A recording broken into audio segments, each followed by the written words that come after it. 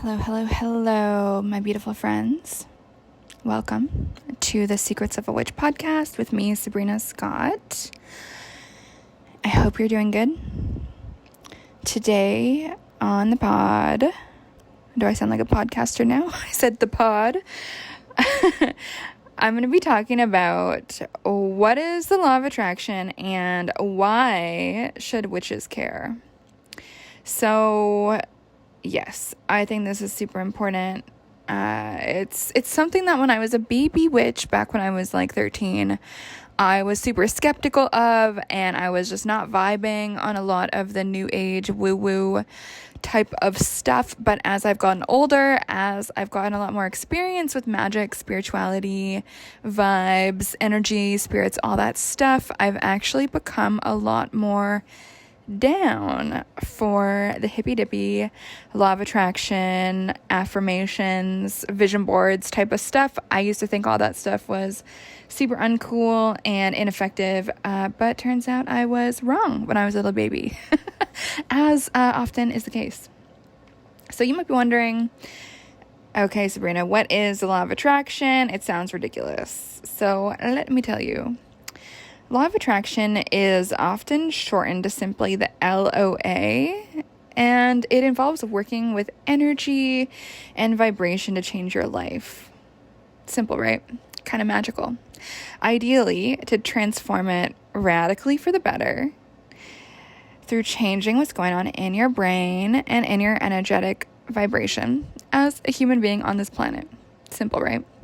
So the beauty of this, there's so much cool about this, but most of us move through life without too much thought, right? Like not that much awareness or consideration or intention. We don't really know what frequency we're vibrating on, and often we don't care. Unfortunately, is a fact. Like look at the people in your life, probably mostly they don't care, or if you have done a lot of work on yourself and who you surround yourself with, maybe everyone in your life is actually moving super intentionally. If that's the case, high five. Good for you. That's fucking awesome. That's what we want, right?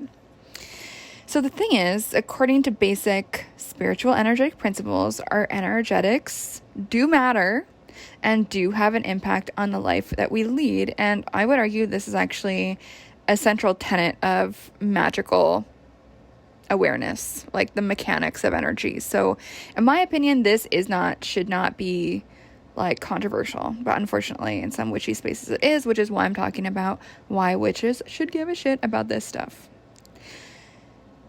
Let's take a breath, because I know this is like heady.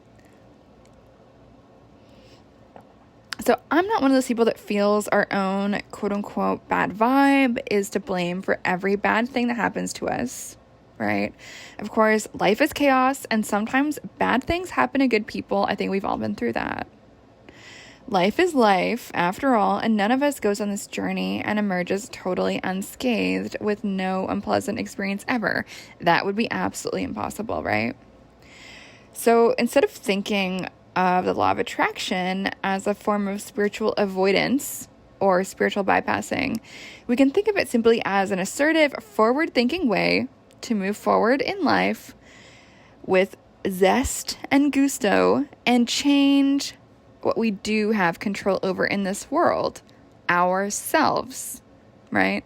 Our beliefs, our frequency, our mindset, our attitude. All of this stuff comes into play with the law of attraction. The law of attraction operates under the belief that by vibrating at a positive, abundant frequency, we can attract more of that positive energy towards us and thus help us improve our circumstances.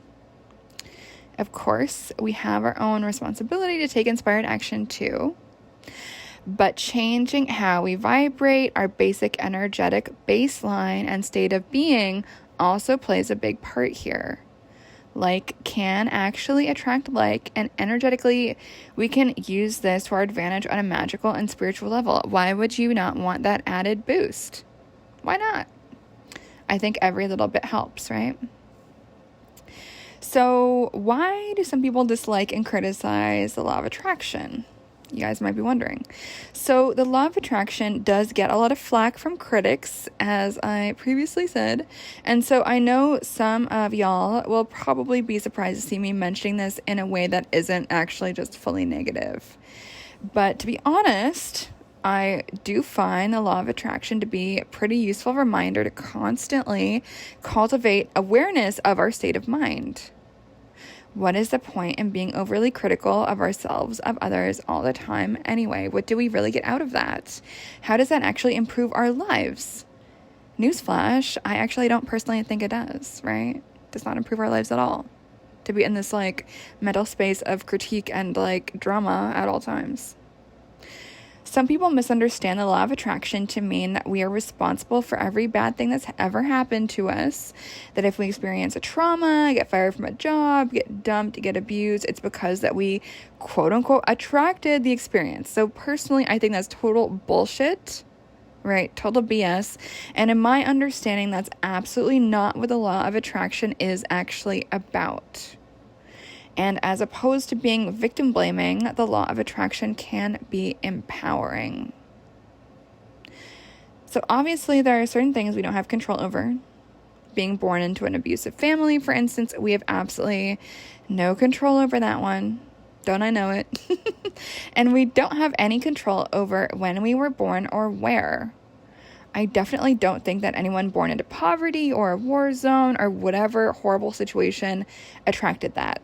Right? I don't think anyone signs up for that shit, to be honest. But the law of attraction isn't about that, right? It's about what we can control, which is our own thoughts, our own vibration moving forward, our own energy, our own mindset moving forward. Random chaos and unpleasant things are unavoidable in life, but what is avoidable is having our energetic being always in a state of negativity, displeasure, and pessimism, right? Which just makes everything worse, like a snowball moving downhill and just gaining more and more snow, and it's just a bad time. We don't need that. We don't want that. We can choose not to do that. And so if that's a problem for you, for your own sake, please do seek out some help, even therapy. We love therapy here on the pod. So of course, if something bad happens to you or something challenging happens in your life, mourn it, process it, feel it, absolutely. But don't stay there longer than you need to. And I personally don't see what's so toxic about saying that. Right? No. So why should witches specifically care about the law of attraction? So weirdly, it's rejected by most witches as being just boring, hokey, new age BS, which is kind of funny and makes no sense to me, even though I used to think that when I was 13. But none of us are 13 now. I got the statistics on who listens to this. I know there's no little teens. So I know that we are old enough, we are wise enough to be able to think a little bit more critically and to be able to see things with more depth, right? More life experience. So the law of attraction, witches should care about it because it basically functions mechanically in many of the same exact ways as the energetic principles of magic and witchcraft. What is witchery for attraction really, other than operating on a like attracts like principle, right? So for a sweet love, we might use fruit and honey. For spicy, sexy love, we might work with cinnamon, chili pepper, stuff like that in our rituals. Like energetically attracts like, right? Otherwise, we'd be using spinach and kale in a love spell. Personally, I would use those things in a money spell, not something for love. Maybe unless I wanted to attract a very loaded lover. But that's a topic for another episode. So, in my opinion, any serious witch interested in actually working in a meaningful way with energy needs to understand the law of attraction and how it relates to magic, how it is already embedded within so many magical techniques from around the world. Because there's a lot of similarities with how different societies believe that magic functions, right? So witches often work with the law of attraction by selecting certain materials to do magic with, whether that's incense, candles, herbs, etc., honey, whatever, fruit, as I mentioned before, specific deities and saints, but also with techniques like chanting and vocalizing, rhyming, singing, stuff like that. So if you are a witchy human and you're a little bit skeptical about the law of attraction, I would really encourage you to think a little bit more deeply about that. It's not as hokey and irrelevant as many people in the witchcraft and magic communities feel that it is. So instead of being skeptical, why not be curious? How can you test these ideas out for yourself? And actually, how might you be doing that already without even realizing it? So if you're curious about all this stuff, one very low stakes way to experiment with the law of attraction is to do affirmations every single day if you can. I personally read my own long ass list of affirmations every single day, morning and night, and it's made a massive positive impact in my life and on my mindset. For realsies. So if you're not too sure where to start with this, or if having some outside guidance would be helpful to you, you might want to consider signing up for my Claim Your Magic affirmation series. You'll get 10 audio recordings complete with transcriptions, including 6 affirmations on everything from self-love to self-worth, from the spiritual to the practical, and 4 recordings with information about how to work best with the affirmations and incorporate them into your life and your magic. It is super cheap. It's like $97. You can get it on my website at sabrinamscott.com. Just click courses and click personal transformation. It should be there. If you can't find it, holla, I'll help you out. A lot of people have found it super useful, and it gives a great inspiration for you to write your own affirmations, figure out your own affirmations. But as you are learning about this, as you're stepping into it, getting more comfortable with it, honestly, just use mine, steal them from me by giving me money. It is all good. That is why I made it, to help give you guys some of that inspo to help guide you on the journey. That's why I'm here. All right, friends, thank you so much for listening. If you found this useful, please give me 5 stars. Please share this with your friends or anyone else that you think would find what I'm talking about useful, enlightening, helpful, healing, whatever. This has been the Secrets of a Witch podcast with me, Sabrina Scott, witchy person, human, healed individual, something like that.